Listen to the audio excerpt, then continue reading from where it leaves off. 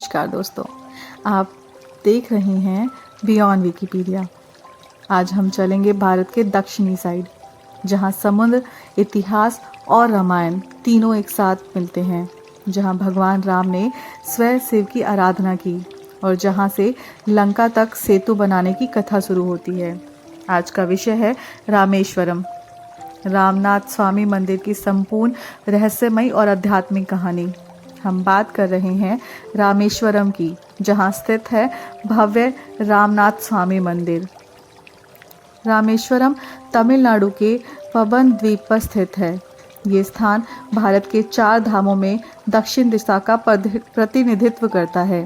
अन्य 3 हैं बद्रीनाथ मंदिर, द्वारकाधीश मंदिर और जगन्नाथ मंदिर।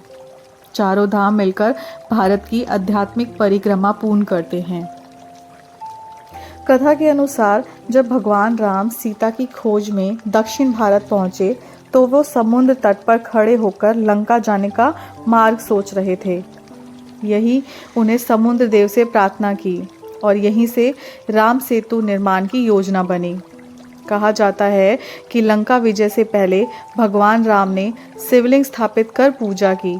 उन्होंने प्रार्थना की, हे शिव, मुझे इस धर्म युद्ध में विजय प्रदान करें। यही शिवलिंग रामनाथ कहलाया और स्थान बना रामेश्वरम। रामेश्वरम का आध्यात्मिक महत्व इसलिए भी विशेष है क्योंकि यहाँ विष्णु अवतार राम ने शिव की पूजा की। ये दर्शाता है कि सनातन परंपरा में देवताओं में कोई भेद नहीं थी। ये स्थान वैष्णव और शैव परंपरा का अद्भुत संगम है। रामनाथ स्वामी मंदिर अपनी विशाल परिक्रमा के लिए भी प्रसिद्ध है। इसका गलियारा लगभग 1200 मीटर लंबा है, जो दुनिया के सबसे लंबे मंदिर गलियारों में गिना जाता है। ऊंचे ऊंचे स्तंभ, सुसज्जित नक्काशी और भव्य द्रविड़ शैली की वास्तुकला, ये मंदिर स्थापत्य कला का अद्भुत उदाहरण है।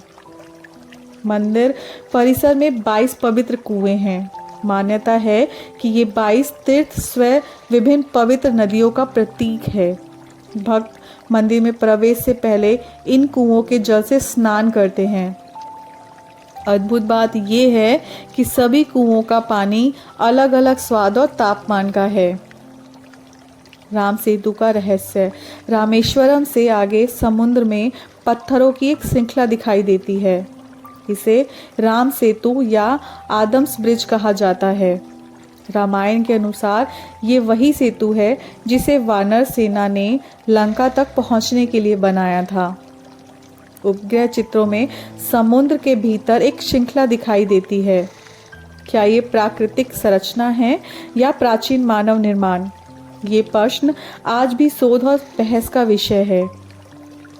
रामेश्वरम की मुख्य भूमि से जोड़ता है प्रसिद्ध पबन ब्रिज।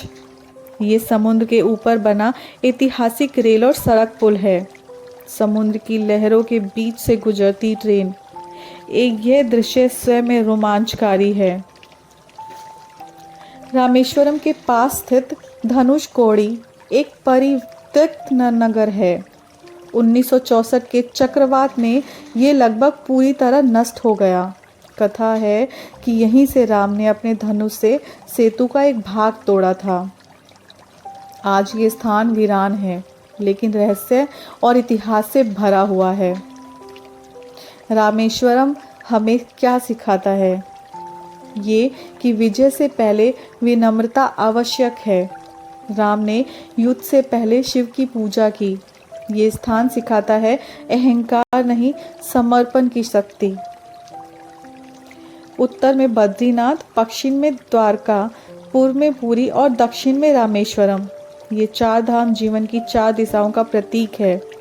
रामेश्वरम त्याग और कर्तव्य का प्रतीक है। आज के टाइम में रामेश्वरम लाखों लोग श्रद्धालु हर वर्ष यहाँ आते हैं। मंदिर की परंपराएं सदियों पुरानी हैं। भोर की आरती, शिवलिंग पर जलाभिषेक और समुद्र तट पर ध्यान, ये अनुभव जीवन भर याद रहता है। तो क्या रामेश्वरम केवल एक मंदिर है या ये वो स्थान है जहां मानवता, धर्म और कर्तव्य का संगम होता है? क्या राम सेतु केवल कथा है या प्राचीन इतिहास का संकेत? शायद रामेश्वरम हमें यह सिखाता है, धर्म केवल पूजा में नहीं बल्कि कर्तव्य निभाने में है, और विजय केवल शक्ति में नहीं बल्कि विनम्रता में से मिलती है। अगर आपको ये गहन और दिव्य यात्रा पसंद आई हो तो वीडियो को लाइक और शेयर करें और चैनल बियॉन्ड विकिपीडिया को सब्सक्राइब करना ना भूलें। फिर मिलेंगे एक और रहस्यमयी और ऐतिहासिक विषय के साथ। तब तक के लिए हर हर महादेव। जय श्री राम।